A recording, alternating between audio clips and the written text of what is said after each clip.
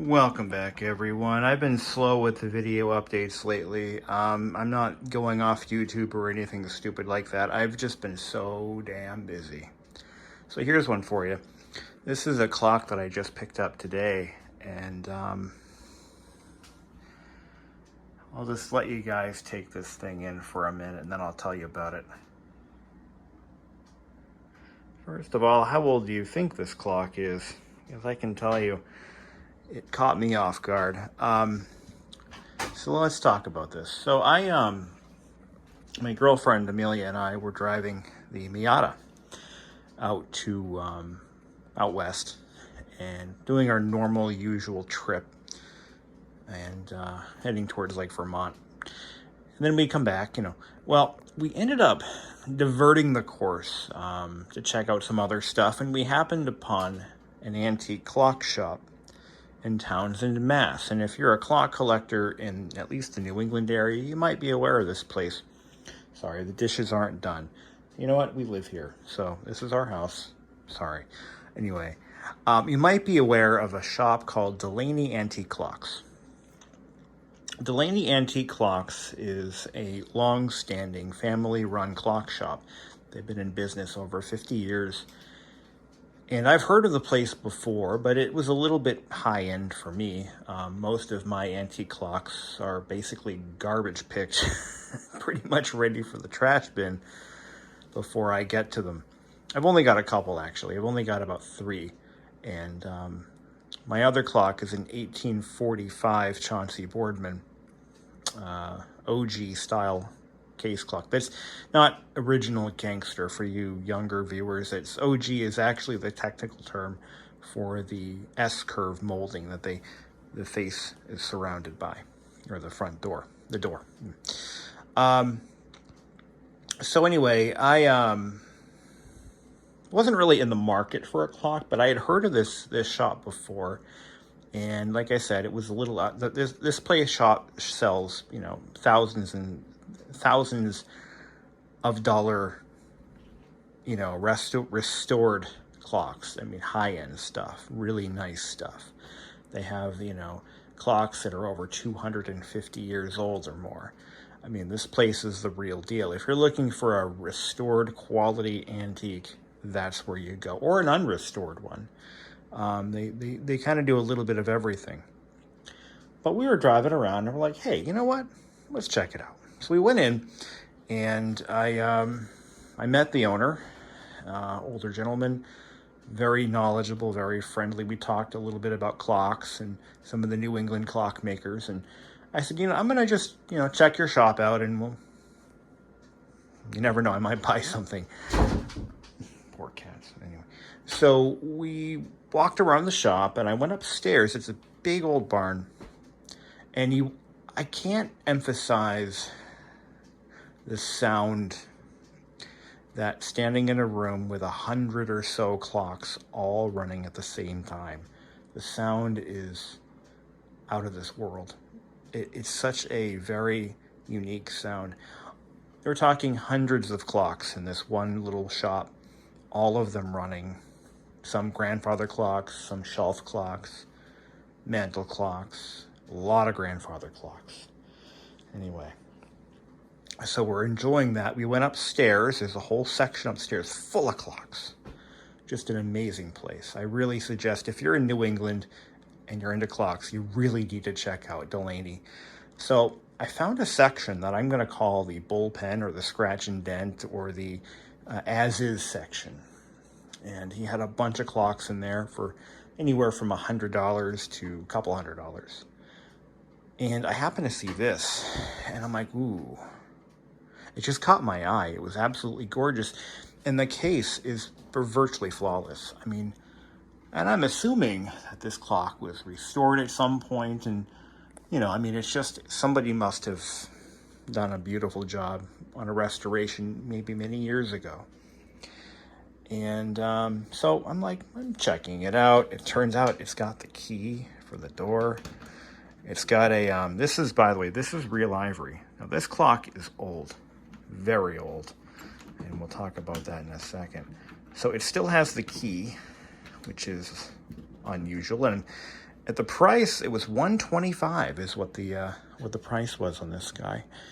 And I'm like, I can throw $125 away on something this cool. Why not? So I did. I went down, I met up with the shop owner, and I said, you've got a clock that I'm kind of interested in. Maybe we can work something out. So we went upstairs, and I said, I'm sure it's probably been restored. I mean, the condition is just too good to be true. And he said, oh, no, that is original. And I'm like, oh, if anyone would know, it would be him. I mean, he would know because that's what he does. He is a clock collector, a clock restorer. He eats, sleeps, and breathes clocks. So I'm thinking to myself, $125? Now, what really got me interested in this clock is this is a woodwork clock. Woodworks.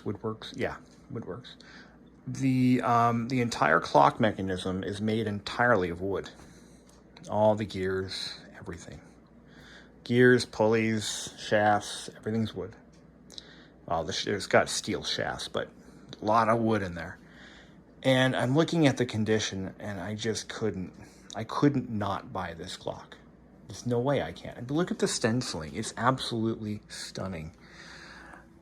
Absolutely stunning. And you look really close, and you can tell, I mean, if this was redone, it was done at least 100 years ago. You can see over here, there's some old, crazed. So I think, if anything, this clock was refinished, but not restored. Because you can see, this is some old, crazed, like a shellac. Yeah, that's what that is. So I think it was refinished, but very carefully and very delicately, and with care. So somebody did work on this, but for the most part, it's pretty much untouched. I mean, you look at the, it doesn't look like there's any stain spillover onto the edge of the door. If there ever was, it was cleaned up really, really nicely. But yeah, you can see there's some remnants of old, built up. But this stenciling, he claims 100% up and down, all original. He has no reason to lie, because I was going to buy it anyway. But you can see there are parts of this clock that are not original. I will take the dial off so we can take a look at the mechanism in a minute, but there are parts of this clock that are not original. The mirror, absolutely not original. The upper glass, 100% original. And we're going to leave it like this. It's cracked, and that's okay. But this is original glass. You can see all the defects in it. It's got a few very obvious ones, but it's a really nice piece of glass for its time. This is good enough to be window glass. So definitely very, very delicate. You don't want to mess with that. So you'll notice one obvious thing that I saw this right off the bat. The glass is actually glazed in with glazing compound. That's how they're supposed to be. The mirror, on the other hand, is staked in with furring strips. And this paper backing, not original. This would have had like a chip. Let me show you what this would have had. Now, this is a Connecticut clock, and I have another Connecticut clock. Let's take a look. All right, so this clock right here dates back to 1845. This is original. This is a very, very bad glazing job. This is my first restoration, so please be kind. I did my best to save every piece of it, but this is original glass on the top. This is a much simpler clock, a much cheaper clock. This is the OG clock. This is the OG molding. And original label, original faceplate. But this particular clock still has, like I said, the original paper backing for the original mirror.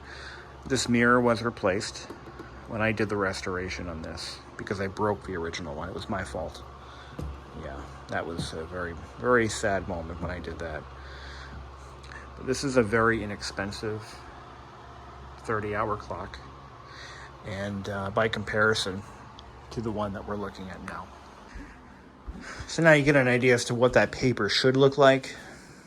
But sadly, the original glass, this could have been a painted reverse glass. A lot of these clocks of this vintage would have had a painted, where the image is actually painted on the back of the glass. And it's often a New England scene, or maybe a custom image, maybe it's... So that's probably what was on this clock when it was new. It could have been a mirror clock or a looking glass clock. That's what they're called. They called them back in the day. But we don't really know. So long story short, I definitely paid the $125. He threw in a set of weights, and he also threw in a winding key, a period correct winding key, which is right here. Maybe it's original, maybe it's not. We'll never know. But this is what we got for a winding key. The pendulum may be original, may not be original. We don't really know these things because a lot of times these clocks were, parts were replaced in them. They were lost in attics and closets and forgotten about. We really don't know its entire history.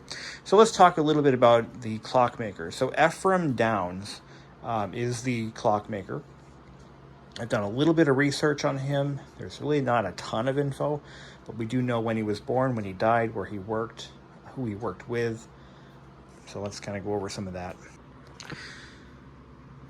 So Ephraim Downs was born in 1787, and he died in 1860. Throughout the 1830s, he did produce his own woodwork clocks in Bristol, Connecticut. And I believe he got out of that business, according to Wiki, in 1842.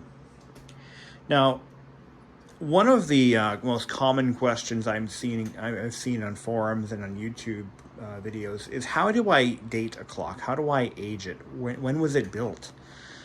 Well, unfortunately, they didn't put a born-on date on these clocks. But there are clues. You can look up the clockmaker, determine when they were in business, and where. That's a key. So we do know that Ephraim Downs worked in Bristol, Connecticut, which is where this clock was made, between 1830 and 1842. But one of the other ways you can help narrow down the date it was built is by looking at the label, if it's still intact. And this one couldn't be in better shape if we tried. This one has P. Canfield, printer, Hartford, Connecticut. So we can look up the printer of the label, since printers were pretty well known throughout the trades, and they often moved their shops as they grew. Let me look that up real quick. So what we do know is that Philemon Canfield owned a print shop in Hartford, Connecticut, throughout the 1830s up until 1838. So that helps narrow down when the clock was actually made. And I did talk to the owner of, and I forgot I think his name was John Delaney. I talked to him about, possibly aging the clock or coming up with an estimated date of production. And he did say that in the late 1830s, wooden clocks were most often, they were still being made, but many of them were shipped out west because they were cheaper than the brass clocks. Now, why they made wooden clocks when we had brass in the throughout the early 19th century, late 17th century, is because much of the brass was used up for the Revolutionary War, and supplies were limited after the war. So they used brass very sparingly until we had, I believe, a more sustainable domestic brass industry or brass production capabilities. So many of these clocks are made of wood, and they're not rare, but they are harder to find. Brass clocks were more plentiful. The problem with these wooden works clocks, as I'm going to show you, a lot of these were repaired with a variety of methods. often by inexperienced, unskilled clockmakers or trade or handymen and homeowners in later years, more often than that, in later years. And I include myself. I am not a skilled horologist, and I'm going to do my best to give this clock the attention and care that it deserves. But check out this dial, though. Can you believe the condition this is in? I can't. I mean, it is absolutely stunning. It's like it was made 10 years ago. It's incredible. This is a hand-painted dial from the 1830s. I'm holding in my hand, and I just can't believe the condition it's in. It has a lot of three-dimensional or texturing on the corner, decorative corners. I'm sure there's a term for that. This may very well be real gold. I do believe it probably is real gold. And the ink, it's just crazy. Nothing printed on the reverse. But what we want to do is, you're going to see some sketchy shit here. At some point, now look at this. We have all the pegs intact. This clock does run. Not for very long, but it is a run. It is a runner. It has potential to be a good runner. I've never owned a wood clock. I've never worked on a wood clock before, so I have to do my due diligence, do my research, and make sure I'm doing things right. Get the right lubricants. You can see the pinions are replaceable, and they're not terribly worn. There is some wear. I can see some slop. I've read that these are easier to work on for the novice. Now, I have restored a brass mechanism before, and I successfully restored one, and it runs perfect. That clock I just showed you guys, the OG clock, I restored that clock, and it keeps perfect time. So it may not be the most beautiful job, it may not be the best job, but it keeps time, which is what it's supposed to do. This clock will run for approximately 5 minutes, and let me show you how she sounds. Very quiet. The cadence is a little off, which is adjustable by bending this rod very slightly. You can hear it's kind of uneven. That's an easy fix. But it runs for like 5 minutes. And I think what's happening is all of these bushings are dry, and we need to lubricate them so that the mechanism can move freely. I don't think I need to replace and re-drill any of them. I don't think that's entirely necessary. Now, when these clocks were made, you had to lubricate them, I believe, with whale oil, which they no longer sell at Walmart, I've asked. It has a bell chime, which is rather annoying. The gong chimes have a more soft sound to them. My girlfriend's asleep. I don't want to run this right now. I'm not going to do that because I don't want to wake her up. Happy wife, happy life, all that nonsense. These look like cut nails. These don't look original at all to me. I believe these are supposed to be iron pins. These are steel. This has been apart, obviously. This clock is very nearly 200 years old, so it's been worked on before.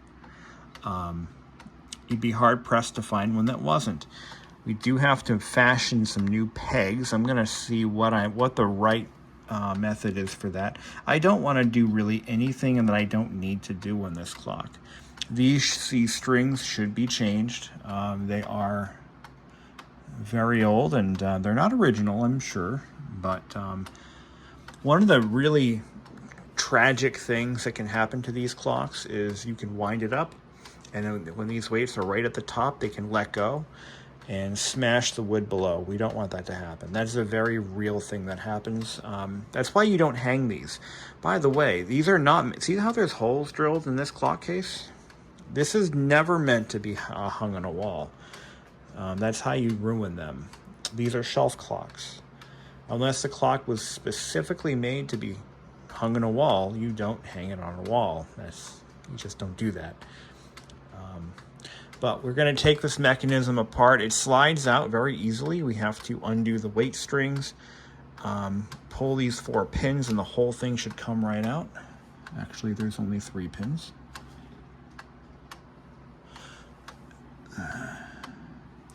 But here, we'll just, okay. I'll let her ring. Here we go. I'm gonna just pull the string, pull this little rod down. Get to hear it.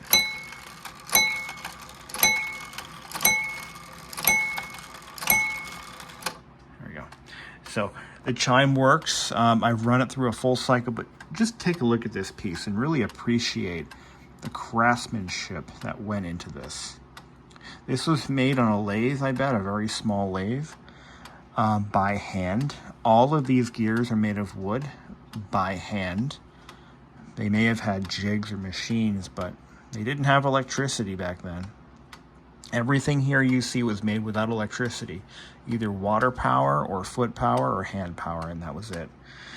And 200 or so years later, it still works. It just needs some minor maintenance and a little adjusting.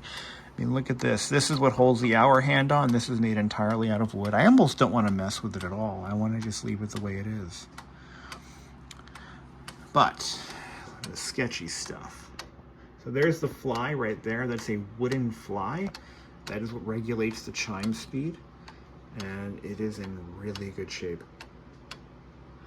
She chimes about 5 minutes early. And that is just a simple adjustment. I dealt with that on my Chauncey Boardman clock. It was a process, but a little trial and error, a little bending, a little flexing of a few pieces, and eventually you get it right where it chimes exactly on the hour where it's supposed to. So again, this clock is way out of adjustment. It does need help. It needs lubrication, proper lubrication.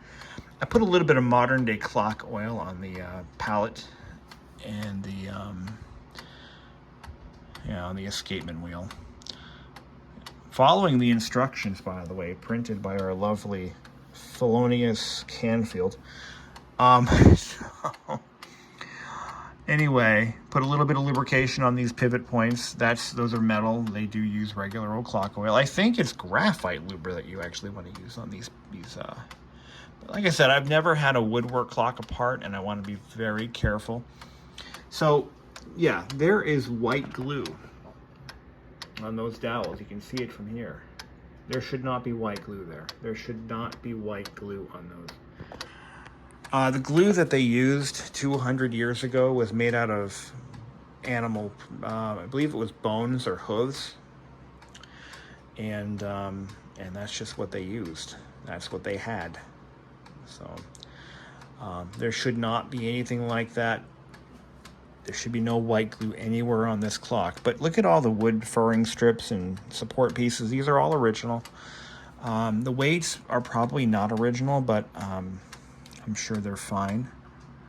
They've got duct tape residue on them. We're going to clean those up. I don't want to put them in evapor rust, but I kind of do. They're not supposed to be painted, so I'm not going to paint them, but you know, we'll leave them alone. Leave well enough alone. All of these nails, these are cut nails. Those are all original. Clearly this frame's never been apart. This glass has never been pulled, and this is all original glazing. Again, more cut nails. But no markings anywhere, no signatures, no Kilroy was here markings, nothing. So that's really unfortunate. If there were, it would be on the reverse side of the mirror if it had a mirror. If it didn't have a mirror, it would be a reverse painted glass sheet. But not really any damage to the case. There have been repairs to the veneer. Let's take a look at that. You can see right here, this piece had been removed and put back or replaced entirely. I'm going to say maybe the former. There's another piece of veneer that was worked right here that was replaced or put back. So it's had some very minor work done to the finish. I'm going to say if they did strip it, they did a very, very careful job. But I'm thinking that that's what I'm thinking. because you can see where they didn't get it here. They got what they could, and somehow it didn't ruin the stenciling. So I don't know. They put care in it. You can see right here there's a mark from where they pulled that pin out. Probably one down here too. This is not the right pin, but this was actually in the clock. So this is not the original door pin. It was a round-headed nail, I think. But look at this, all trim, all the little cut pieces. So this is, by the way, this is called a pillar and splat clock. That's the style, pillar and splat. This is the splat and the pillars. It was a very popular design, a very popular style of clock in its day in the 1830s. Just a beautiful piece.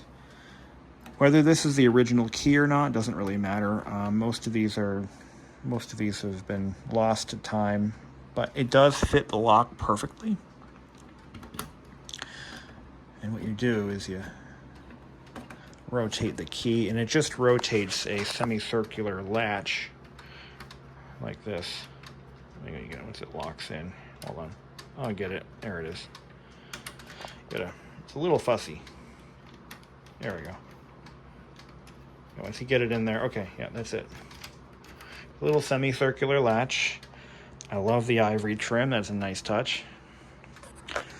This is antique. It's historic. There's not a problem owning it. And back in the day, apparently there were so many elephants that they didn't really care. They just, well, they should have cared. It's animal cruelty, whether it happened 200 years ago or yesterday, but, you know, that elephant died for this clock. Thank you, Mr. Elephant. Again, this crack is going to remain. I'm not changing out that glass. That would be the wrong way to do it. If you take this glass out if you take this out for any reason, it will devalue the clock even more than having it just cracked like this. So we leave that the hell alone. Yeah, that would be a travesty. Plate glass does not belong in a clock like this. As far as, so we determined it's about 1837 or earlier. So 1830 to 1837 is roughly when the clock was built. I'm going to say it's probably earlier, maybe a little earlier, like 1835, 1832. I have no reason to say that, but other than that's what I'm thinking. Just a beautiful piece. So what did I pay for it? $125? I think it was worth it. And as far as restoration work, it's minimal, just maintenance. That's it. Doesn't need gears. A lot of times the gear teeth do break off on these clocks, and it is a shame because they're you have to remake the gear. Not a lot of people have the skills to do that, which is unfortunate. It's a lot of work, and it's a very delicate process. I mean, just look at the thickness of these teeth. For crying out loud, how did they do that? How the hell did they do that? I just noticed little numbers on that. And that's what it looks like. Jesus. What a fantastic piece of machinery. So, in a future video, let me try to get the light on. Okay, here we go. Let's take a look inside. See what we can see. I think I see some glue. There's a little bit of glue on that gear down there, that pinion. I could be wrong. Yeah, this thing's probably had some glued gears, but it does run, so that's all right. Yeah, it looks like there's a little shiny. You know, that's probably just wear.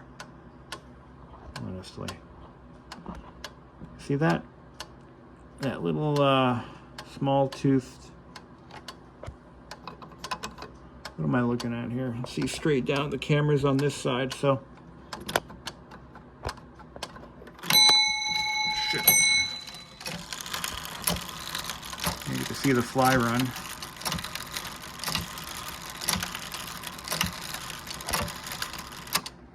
Look at that. Incredible. Let's take a look at the bottom here.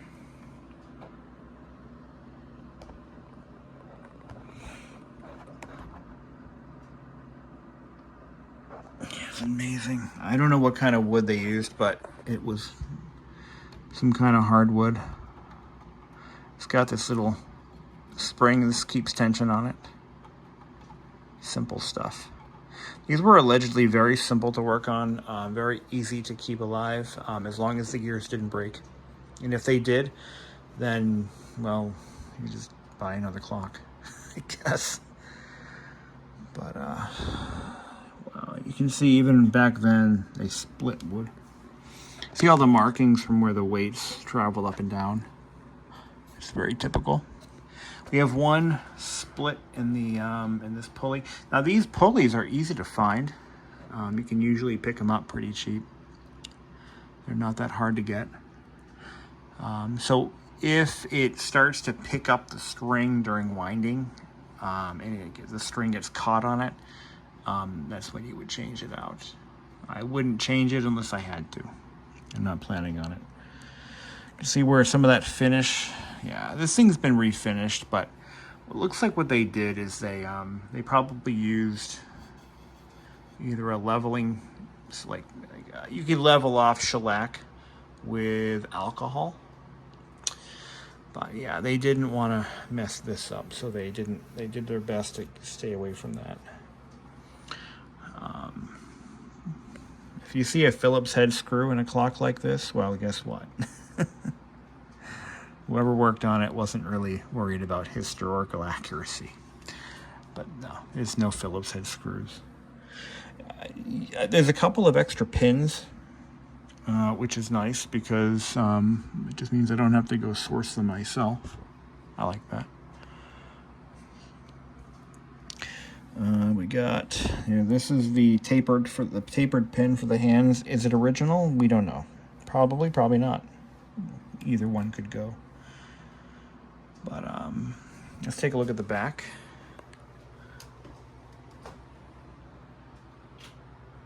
Let's see. Yeah, I see a lot of original nails. Now, when I restored my Boardman clock, I wasn't really worried about historical accuracy. I didn't have a lot of money and I didn't have a lot of space to set up a shop and do it right. I did what I did with what I had. But this one, we're going to try to keep it as original as humanly possible. And that's that. So that's all I got for now. In our next video on this clock, and I don't know when that'll be. It could be months from now, could be weeks, could be days, could be tomorrow. We'll talk about, well, I'm going to take it apart and we're going to kind of see what makes it tick. By that point, I'll know what to lubricate it with. We don't have to fire up the ultrasonics for this one. I'm going to try to polish the escapement wheel best I can. A little bit of, I think I'm going to use Brasso and a toothbrush. Get that nice and shined up. But we don't have to put any, we can't put any of this in the ultrasonic bath. We can't do that. That's not an option here. This is wood. Obviously, I don't even know why I'm even saying this. It's pretty obvious. You don't, you just dust it off. You don't paint it. You don't, nope, you just leave it alone. But yeah, it looks like these bushings are just, they're just dowels. They don't follow the grain of the wood, so these are inserted. Maybe they do. Maybe they do. Maybe this was a bit on on a drill, and it drills out an oil cup. That's why these are like that. This is an oil cup designed to retain the oil as you're lubricating it. You'll see the same thing on a brass clock, as a matter of fact. I thought I saw some staking on the escapement. No, maybe not. Staking is where they try to use a punch to close up holes rather than drill out where a bushing would go and insert a bushing from a bushing kit. What they'll do, it kind of works. It's not the right way to do it, but you'll see some older brass clocks, well, yeah, some antique, even some newer ones, where they didn't get the clearance right, so they would just stake it. It closes up the hole a little bit. It's a band-aid approach. It's not the right way to do it. The right way is to drill and bush, put a bushing in that hole. That's how you're supposed to do it, but sometimes they don't do that. But anyway, that's it, guys. I'm going to put this guy back together, put it back on the shelf, and I'll see you in the future. We'll see what ends up happening with this clock. Best 125 I ever spent on something I didn't need, right? So yeah, just a quick recap. We do need to pull this apart. We're going to lubricate it, and then we're going to work on getting get the striker to actuate at the right time. It should be on the hour, not 5 minutes before. So it's releasing it too fast. I think it's a simple adjustment. Should be an easy fix. And that's it. That's all we're doing. I'm not going hog wild on this one. Let's take a look at these hands. Oh, I did look up some other clocks made by Ephraim Downs, and they all seem to have the same type of hands. They seem to have these very ornate, very beautiful hands. These are just beautiful. These, by the way, these are not supposed to be painted. I don't know if you guys need to know that, but these were punched out of steel, and they have a bluing on them, which you don't want to do anything. You don't want to touch them. You don't even want to clean them with steel wool.